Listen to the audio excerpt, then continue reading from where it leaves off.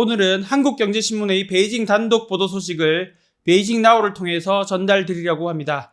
현지 취재를 종합해보면 중국 공산당이 내부적으로 신품질 생산력을 시진핑 3기의 공식 국가 지도 이념으로 확정했다는 소식입니다. 신품질 생산력은 작년 9월 시 주석이 헤이룽 장성을 시찰할 때 처음 언급해 화제가 된 용어입니다. 이후 지난 4월 중국 최대 정치 행사인 양회에서 신품질 생산력이 강조되면서 중국 산업계의 최대 화두가 됐습니다. 현재 신품질 생산력은 이미 내부적으로 시진핑 3기의 공식 사회 지도 이념으로 채택된 상황이고, 내부적으론 각 지방정부를 중심으로 신품질 생산력 확대를 위한 세부 프로젝트가 하나둘 가동되고 있다고 합니다. 신품질 생산력을 국가정책 아젠다로 공식화하는 작업은 오는 7월 열릴 예정인 삼중전회에서 이뤄질 가능성이 매우 높습니다. 삼중전회는 공산당 집권 5년의 중요 경제정책 방향을 설정하는 역할을 해왔는데, 관례대로라면 작년 말에 열려야 했지만 개최되지 않고 연기됐습니다. 올 7월 열릴 예정인데, 이는 코로나 팬데믹 기간 동안의 경제 봉쇄 조치와 부동산 분야에 따른 경기 침체, 그리고 미중 갈등 확대에 따른 지정학적 위기가 겹치면서 삼중고에 빠진 중국 경제를 쇄신하고 중국 국민들에게 새로운 정책 메시지를 전달하려는 중국 정부의 고민이 컸다는 것을 의미합니다. 과학기술 혁신의 토대를 둔 신품질 생산력의 강조는 중국이 제조업 강국으로 거듭나겠다는 선언으로 읽힙니다. 전통 산업을 포기하는 대신 기술 혁신을 통한 업그레이드로 제조업을 양에서 질로 전환하겠다는 게 신품질 생산력의 핵심입니다. 중국이 앞서 나가고 있는 전기차, 배터리, 태양광 등 심삼양을 잇는 새로운 제조기술을 확보하겠다는 의지이기도 합니다. 가성비 제품으로 승부하던 과거의 방식에서 벗어나 이제 최고 품질의 제품을 중국이 직접 생산하겠다는 야심이 녹아 있습니다.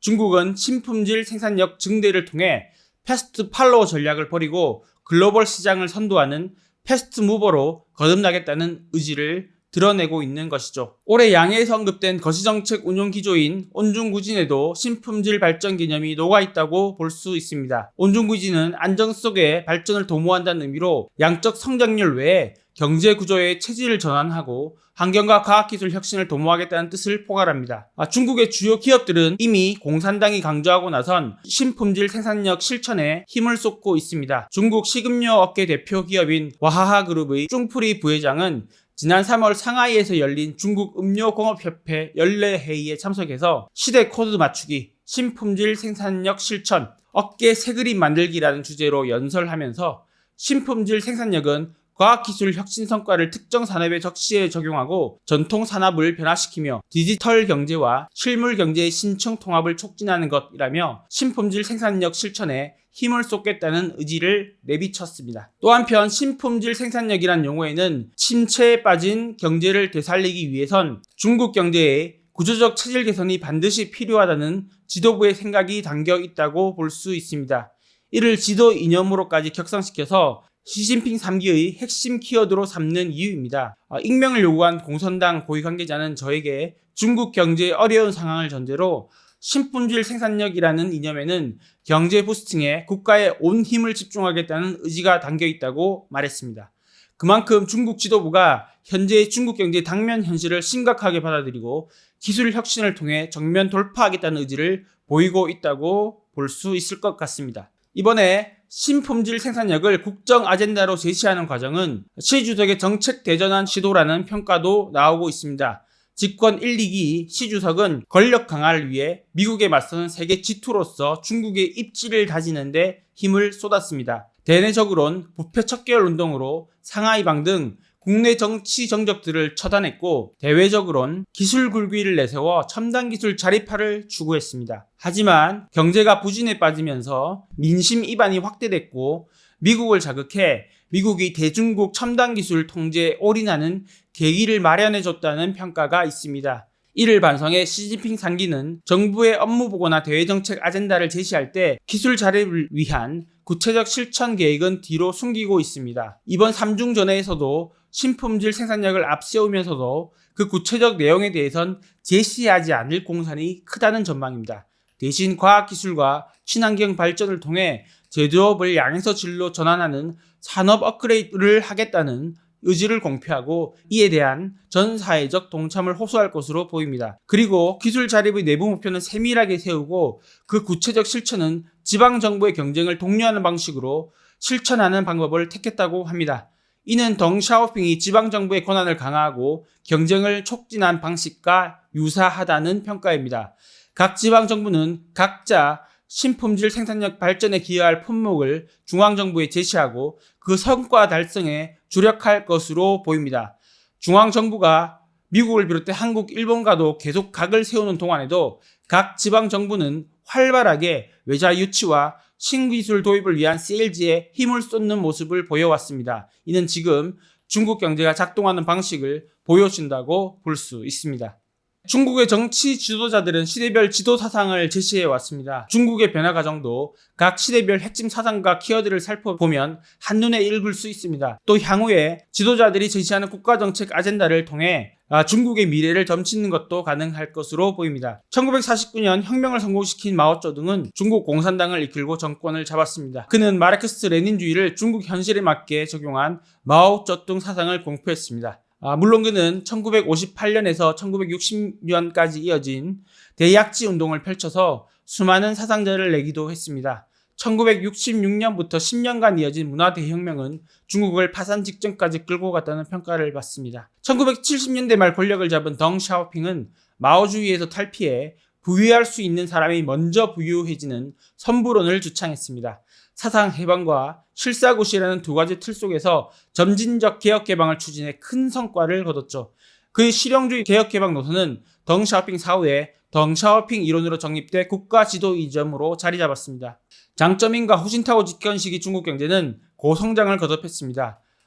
이 시기 연평균 10.4%의 성장률을 보였죠. 하지만 지역과 계층 간 격차가 심해진 것은 중국 정부의 계속된 숙제였습니다. 당시 서부대개발, 동북진흥, 중부걸기 등 지역 균형 발전 정책을 추진한 배경이기도 합니다. 장쩌민은 공산당이 중국의 선진 생산력과 문화를 발전시키고 광의의 인민이 근본 이익을 대표한다는 3개 대표론을 주창했는데 이를 계기로 개혁 과정에서 불을 쌓은 많은 자본가들도 공산당에 가입할 수 있는 길이 열렸다고 합니다. 시장주의자였던 장쩌민 주석의 면모를 그의 3개 대표론을 통해서 재확인할 수 있습니다. 후진타오 시대는 과학적 발전관을 지도 이념으로 삼았습니다. GDP 만능주의 노선을 수정하고 지속가능한 발전을 통해 조화사회 건설을 표방했습니다. 하지만 빈부격차 확대, 환경오염, 자원과 에너지 부족 등으로 사회의 불만은 계속해서 늘어갔습니다. 부패에 대한 원성도 집권 후반기로 갈수록 커졌습니다. 시진핑 주석은 2012년 11월 중국 공산당 총서기로 당선된 후 중국몽이라는 비전을 제시했습니다. 중국 공산당 창당 100주년이 되는 시점에 모든 국민이 만족하는 안정된 사회를 뜻하는 샤오캉 시대를 열고 공산당 집권 100주년이 되는 2049년에는 선진국에 도달한다는 꿈입니다. 사실상 미국을 추월해 초강대국이 된다는 야심이 담겨 있습니다. 오늘의 주제인 신품질 생산력의 강조는 중국몽을 달성하는 방법론의 수정으로 읽힙니다. 신품질 생산력 또한 미국을 따라가는 기존의 산업 후발 주자에 머물지 않고 기술 혁신을 선도하고 이끈다는 목표가 내포되어 있습니다. 다만 그 방법론에서 과거처럼 드러내고 뽐내는 방식이 아닌 차근차근 내실을 다지는 방식으로의 변화가 일어난 것으로 보인다는 것이죠.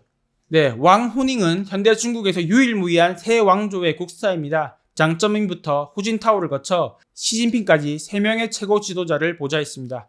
조정이 바뀌면 신하도 바뀐다는 중국 정치의 불분율을 깬 그가 현대 중국의 제갈 공명으로 칭송받는 이유입니다. 왕후닝은 장쩌민을 위해 3개 대표론을, 후진타오에게는 과학적 발전관이란 국정 이념을 제공했습니다. 시진핑의 중국몽과 신시대 중국 특색 사회주의 사상도 왕후닝의 작품입니다. 중국의 오랜 외교 기조인 다극 체제론을 밀어내고 미국과 맞서는 강한 중국을 주창한 전랑 외교도 왕후닝의 평소 지론을 반영한다고 볼 수 있습니다. 그는 1991년 그의 저작 미국은 미국을 반대한다에서 개인주의와 향락주의에 빠져있는 미국은 결국 몰락해 세계 패권국주의를 이룰 수밖에 없다고 주장하기도 했습니다. 왕후닝은 2018년 당원 개정과 2021년 역사 결의 등을 통해 시진핑을 마오쩌둥과 같은 급으로 격상시키고 시진핑이 장기 집권과 일존 체제 구축에 앞장섰습니다. 하지만 부작용도 만만치 않았습니다. 도광양해를 버리고 중국몽을 주창한 대가는 컸기 때문입니다. 미국이 대정책의 초점을 중국으로 돌려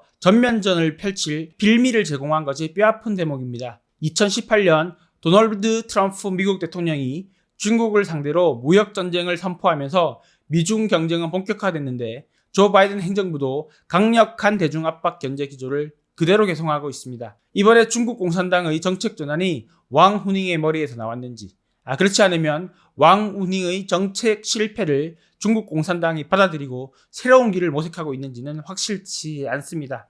전자라면 왕후닝은 계속 살아남아서 시 주석의 책사 역할을 이어갈 것이고, 후자라면 머지않아 중국 공산당 중앙정치국 상무위원 서열사위 자리에서 내려와야 할 것으로 전망됩니다. 왕후닝의 향후 운명은 중국이라는 항공모함이 어떤 방향을 잡고 있는지를 가늠할 수 있는 기준점이 될 수 있을 것 같습니다. 네, 오늘은 중국 대정책의 큰 변화 상황을 전 세계 그 어떤 언론보다 빨리 한국경제신문과 베이징나우가 포착해서 여러분께 전달드렸습니다. 앞으로 더 알찬 정보를 전달드릴 수 있도록 노력하겠습니다. 또 기쁜 소식을 전달드릴 게 있는데, 한경글로벌마켓이 구독자 수 50만 명을 돌파했습니다. 전임 강현우 베이징 특파원을 비롯해서 한경 식구들이 각자 위치에서 최선을 다해온 결과가 아닐까 싶습니다. 앞으로도 한경글로벌마켓 계속 사랑해주시고 주변에도 많은 추천 부탁드립니다. 또 구독자 50만 돌파 이벤트에도 많은 참여 부탁드립니다. 네, 오늘은 여기까지 하겠습니다. 지금까지 베이징에서 이지윤이었습니다. 감사합니다.